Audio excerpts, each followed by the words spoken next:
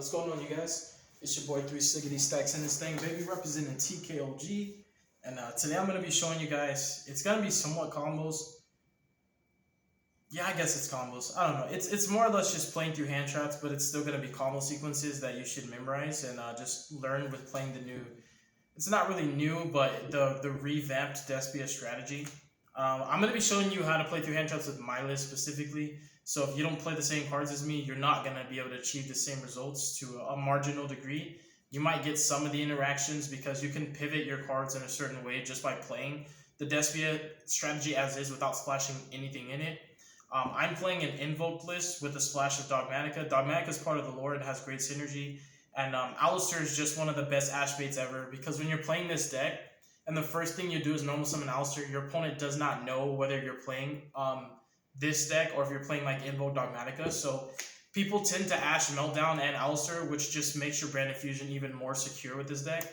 And there's a lot of cool interactions that I'm going to be teaching you guys exclusively with Meltdown, stuff that I personally use to my advantage.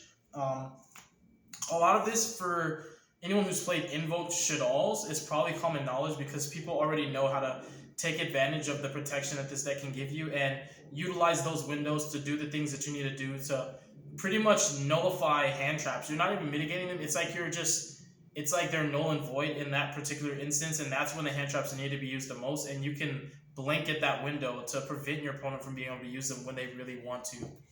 So I will be teaching you guys those interactions. It's really cool. This deck can play through a crap ton of interruptions. For me, if I was playing against this list, I would not want to use hand traps because I would always need to draw at least 3 if my opponent opened optimally. Sometimes I'll need 4 because you can literally bait 3 hand traps and still follow up with a 1-card play, which is insane.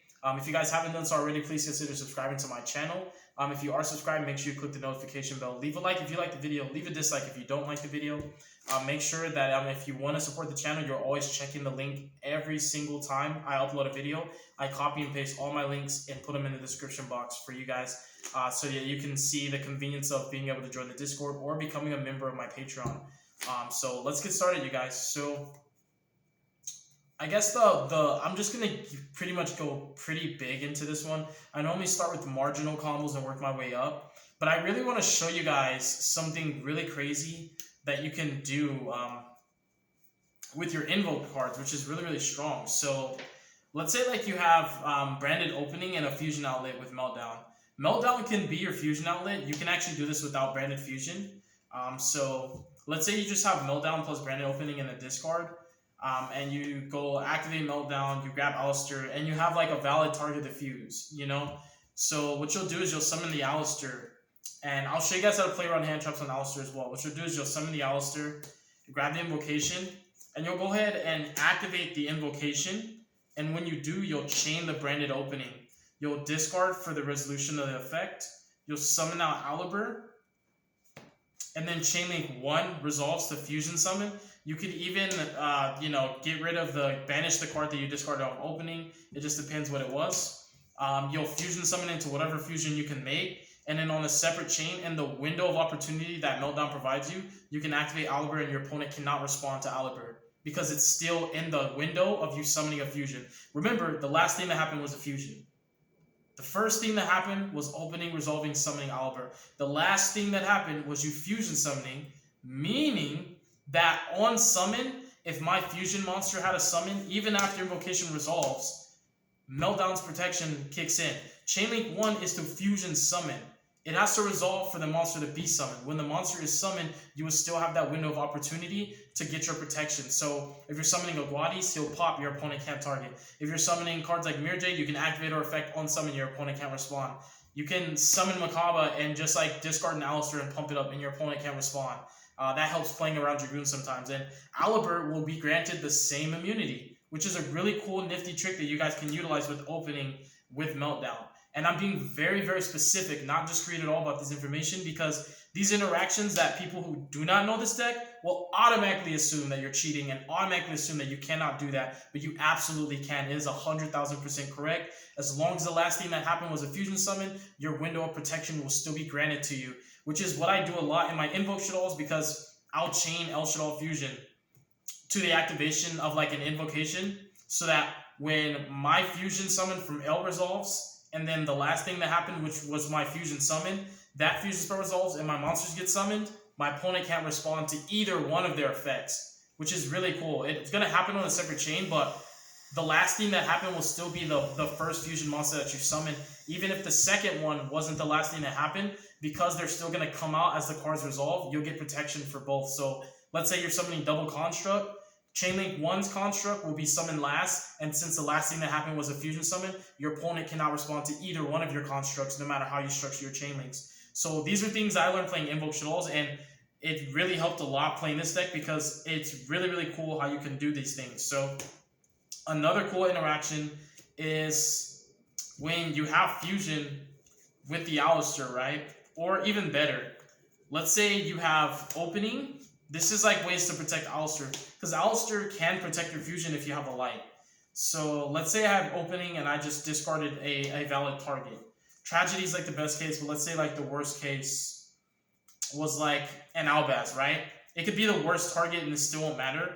So you can activate opening, and all this means is like when you draw Branded of Red, it allows you to play through hand traps even on your Alistair. Because if you have fusion and your opponent doesn't have Ash, when you resolve Branded Fusion, if you don't have Meltdown, that's if you don't. If your opponent tries to interact with it with cards like Infinite Impermanence, Effect Veiler, anything like that of that nature that will target, you can dodge the target with Branded Red. Well, it's very similar when you're playing the Invoke strategy. So if I opening and pitch the Albaz and I summon Jester, and even if my opponent negates Jester, let's say they negate Jester, they activate Impermanence, because I normally activate this in draw phase. And I'm like, I have Branded in red.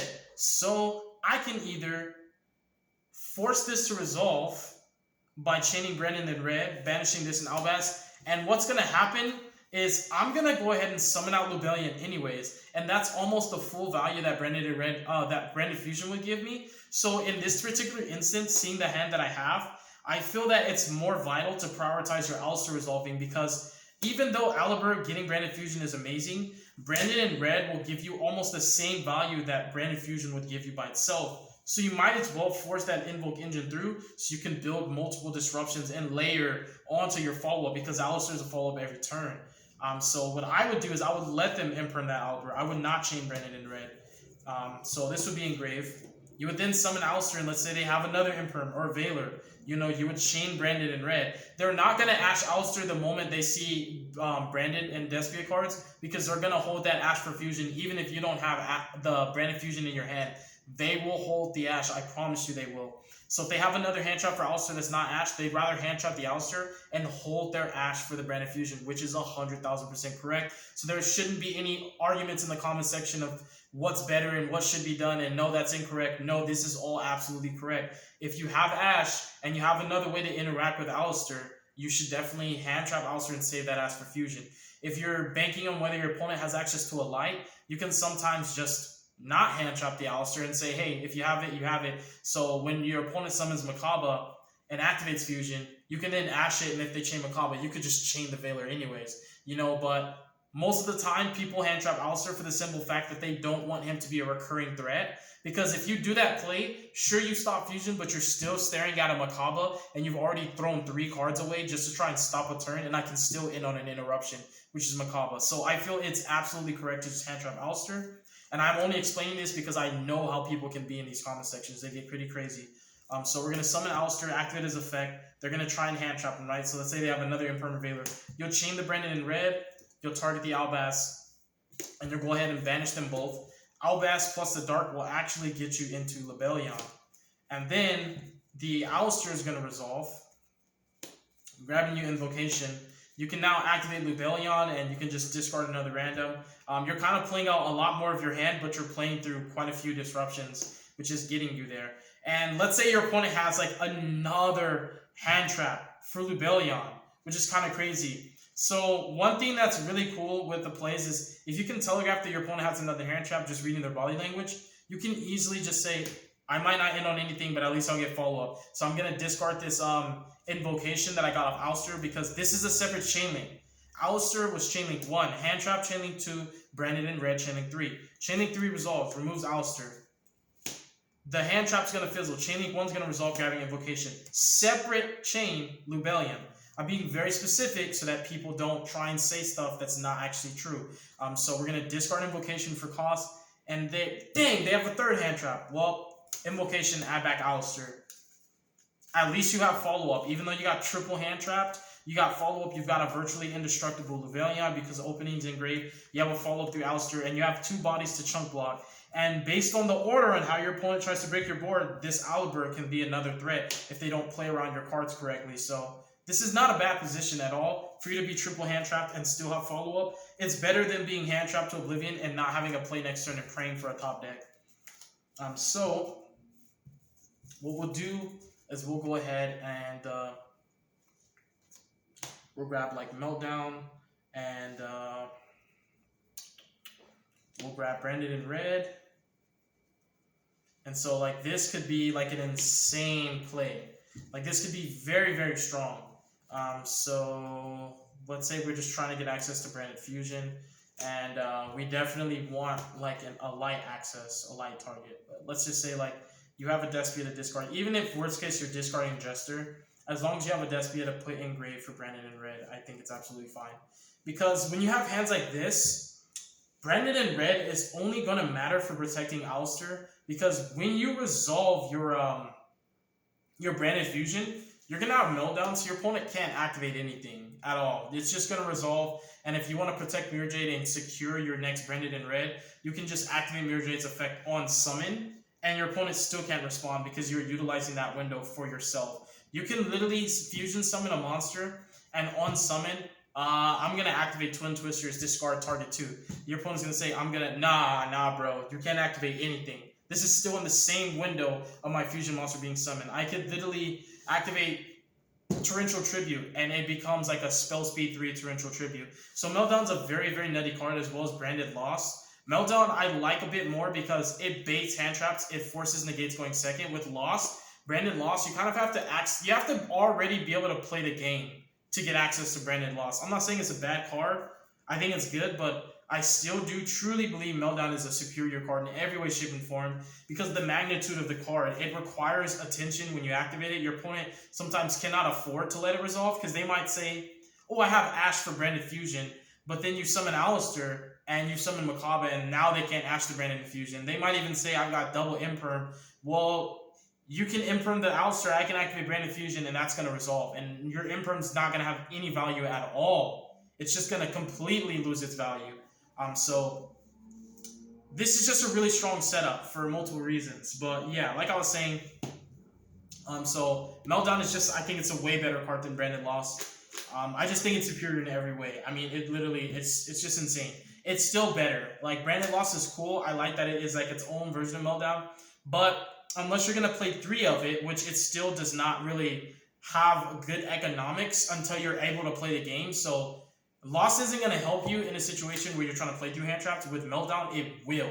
Every time. It will force Ash on activation 50% of the time, and then it will cut Imperm, Valor, and Bell completely off for the entire turn. That includes Branded in red can no longer be belled. So now the duration of my combo has extreme protection.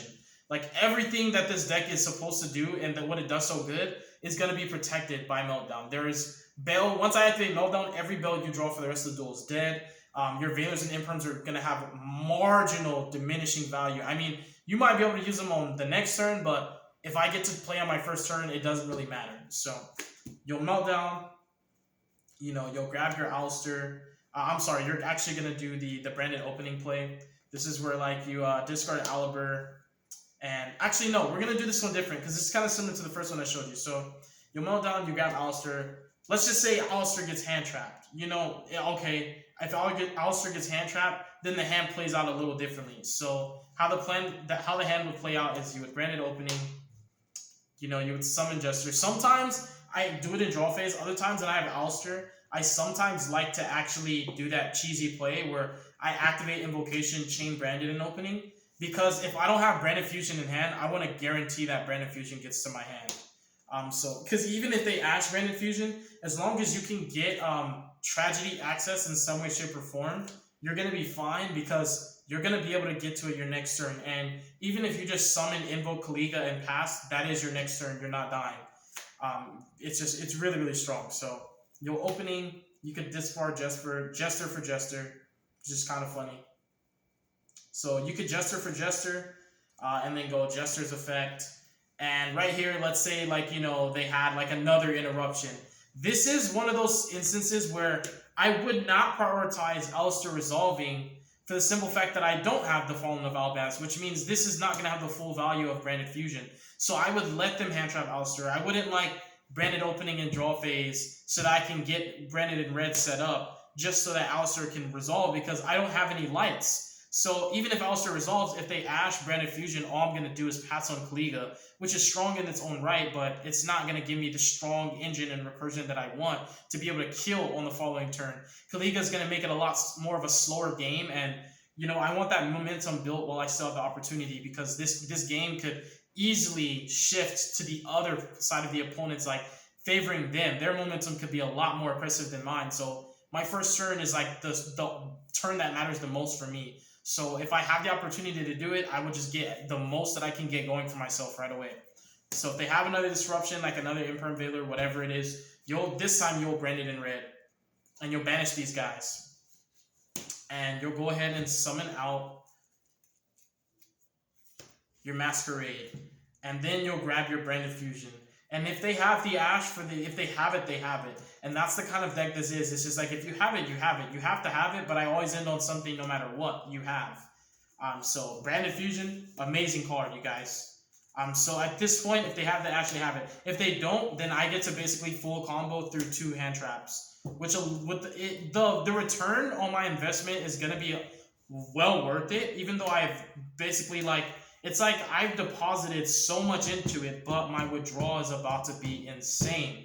Like I might have invested 2 or 3 cards, 3 cards to be precise, or 4 cards I should say, to play through 2 hand traps. But this one card is about to give me everything back and some. And on top of that, now my opponent's in a less favorable position because I'm full comboing while I have Masquerade up on the field, which makes it that much harder for them to play the game. So another really insane hand that just allows you to play through the most without Meltdown is when you have Fusion, Gamma, and Branded in red. This is probably the most bonkers hand you can have for multiple reasons. So like, this hand can actually play, I'm trying to remember exactly how much you can play through. So this hand can play through like 3 hand traps. So I'll show you how. So like, let's say your opponent has Ash, Veiler, and if they have Bell, it changes because your Fusion, you activate Fusion, they Ash it, you Gamma, they Bell you. So if it's specifically Ash and Bell, you have to have another starter, like a Jester or an Alistair. Alistair preferably, because the Gamma is going to stay in your hand so you can make the Macabre with it. The other thing that Alistair would really help you with is if you have a Despia in your hand, you can Invocation him and that away into a Kaliga, get it engraved so you can brand it in red on the following play. So, but this is a really strong hand if your opponent has Ash and a couple of the other more popular hand traps like Ghost Mourner, Effect Veiler, Infinite Impermanence, things like that. It's going to be really, really strong, and I'll show you why. So if I activate Branded Fusion, and I main Gamma, this is the only physical hand trap that I play besides Droplet. So I activate Branded Fusion, they chain Ash, I chain Gamma. Already, that Veiler and that Imperm left in their hand is not going to look so great. If it's just Ash Imperm, you're going to full combo through it, and I'll show you exactly why.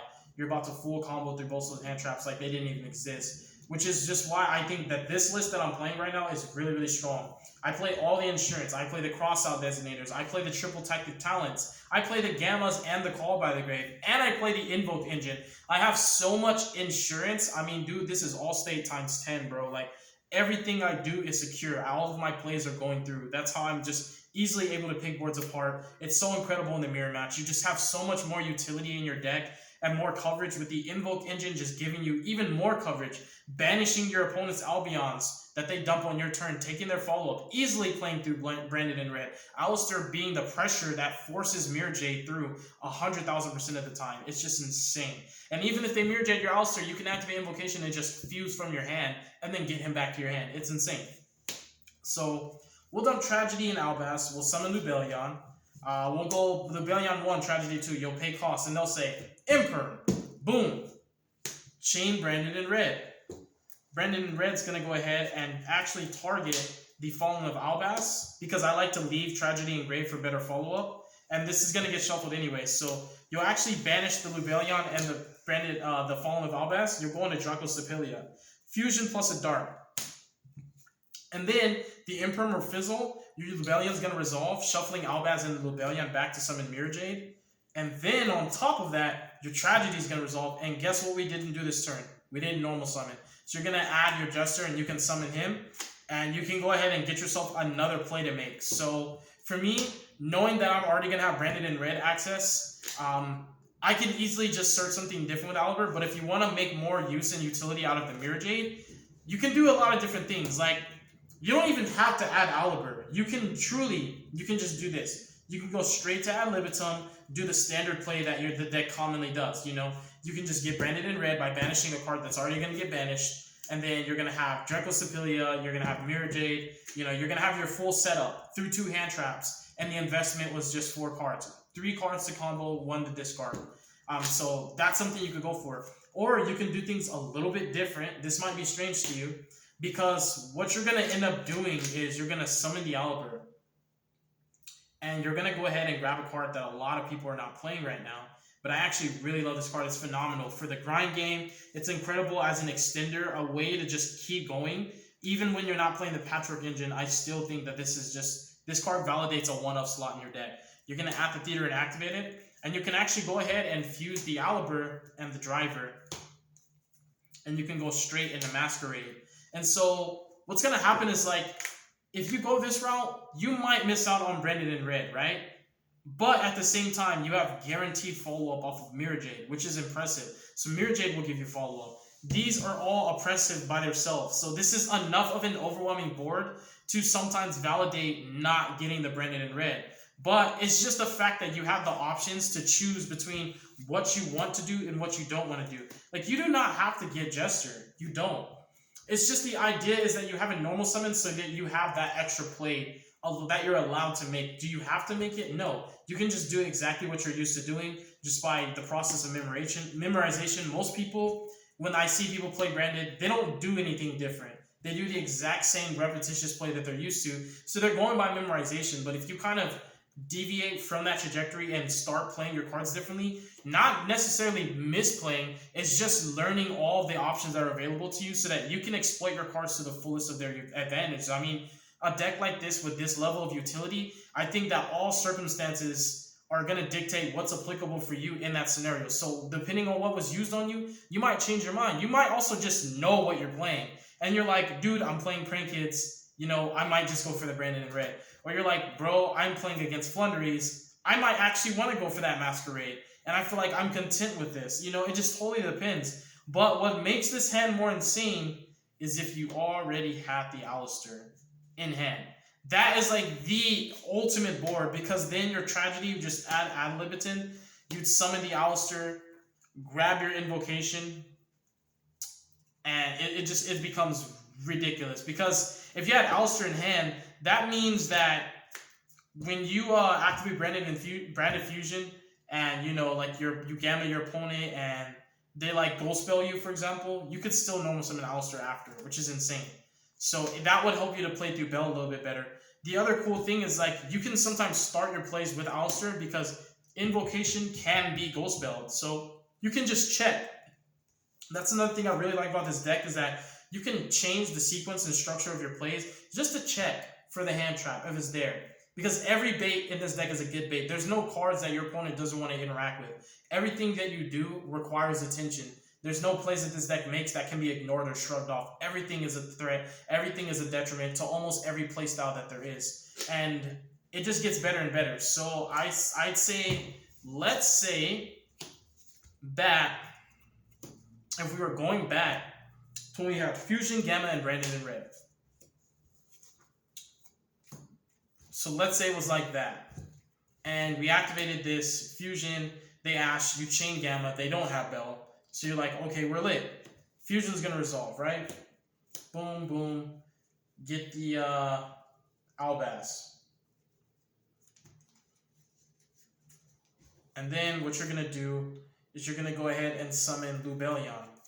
So let's say when we get to this point, our opponent has Imperm plus Valor, for example. So this is where it gets really, really lit, you guys. So this is another cool play and another great reason, just as to why I feel that having Branded Red in your opening hand when you have plays like this gives you more options. Because technically speaking, Tragedy didn't have to be the sin. So let's say like you could telegraph those plays. This is kind of risky, but it's also really, really cool that this deck can do this. So let's just say, for example, you'd send double Albaz. Well, I think actually you don't even have to if you don't want to. I still believe that this play would actually function very similarly. Let me just see. No, I think actually you would have to have the double Albaz. So let's say the Albaz plus the Dark is just double Albaz, right? And your opponent imperms this, and you chain Branded in Red. And then they imperm it again, a second time, because they know you're trying to make this dodge the target. Branded in Red is still going to resolve. What you're going to do then is you're going to take this Albaz, and you're going to banish it and the driver, because that's a light plus Albaz. You're going to summon Albion, and you're going to use Albion's effect to banish this Albaz, plus one of these leftover fusions, which would typically be Lubelia, because I think this is stronger. And you're still going to summon Mirror Jade. So if that doesn't like change your mind, I don't know what will, because there's just so many different cool plays that you can make with this deck, but a lot of it's unexploited. A lot of it is just territory that just hasn't been adventured to, and this deck's not solved. And I think a lot of people that even think that they're good with this deck, like I personally am not that good with this deck. I just started playing with the branded cards. I was playing pure Despia before, but this is something that I'm not even used to. You know, branded fusion is a whole nother dimension to this deck. Like, there's just a plethora of things that I can do now that I wasn't able to do. So it's like I'm relearning the deck all over again. So I'm not even that great. But the people that even think that they're good with this deck still don't see the full value and the utility that these cards have. So this is not everything that I can teach you guys, but I think this is enough for you guys to see where I'm going with this deck, what direction I'm heading, and just how I structure my plays and how I play this deck. I think even though I'm not the greatest with this deck, my plays are 100% optimal. Like, I know what I lose to, I know what to play around, and I do the best that I can to play around anything that can be a detriment to my turn to make sure I always get follow-up and always end on something. But thank you guys so much for watching the video. God bless you. Make good choices. Don't hurt your brain cells. Stay tuned for future content. Y'all have a wonderful day and be safe. If you want a part 2, I'll upload it on a separate video, all right?